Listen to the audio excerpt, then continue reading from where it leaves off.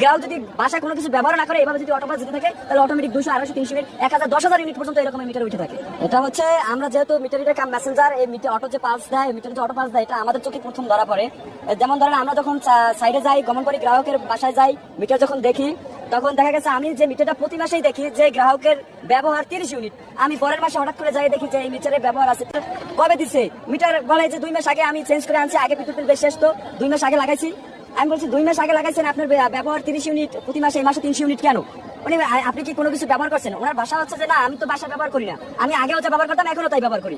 পরবর্তীতে যখন বিদ্যুৎ না থাকে তখন আমরা আবার যখন মিটারটা চেক করি তখন দেখি যে এইভাবে অটো পালস দেয়, যে আমার হাতে মিটারটা দেখতে পাচ্ছেন যে অটো পালস দেয়, এইভাবে দেয়। তো এর ফলশ্রুতি হ্যাঁ, অটো পালস দিলে অটোমেটিক আমি বলেছি 30 ইউনিট থেকে 300 ইউনিট প্রত্যেক মাসে আমি মিটারটা দেখতেছি, অথচ যে গ্রাহকের ব্যবহার 30 ইউনিট, আমি পরের মাসে যাই দেখি যে 300 ইউনিট। এর একমাত্র কারণ হচ্ছে এই অটো পালস। গ্রাহক যদি বাসায় কোনো কিছু ব্যবহার না করে এভাবে যদি অটো পালস দিতে থাকে তাহলে অটোমেটিক 200, 250, 300 ইউনিট, 1000, 10,000 ইউনিট পর্যন্ত এরকম মিটার উঠে থাকে ব্যবহার না করলো। তো এটা হচ্ছে নিম্নমানের মালামাল ক্রয় করার জন্য।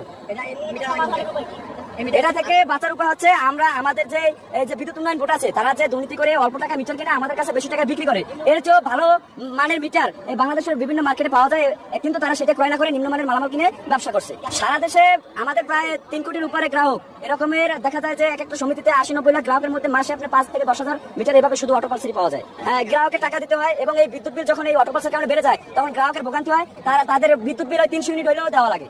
এটা হচ্ছে একটা সিস্টেম বানাই রাখছে, আমাদের কাছে আসলে যে বিল যা হচ্ছে ওটা আপনার দিতেই হবে, এছাড়া আমাদের কাছে কোনো সমাধান নেই।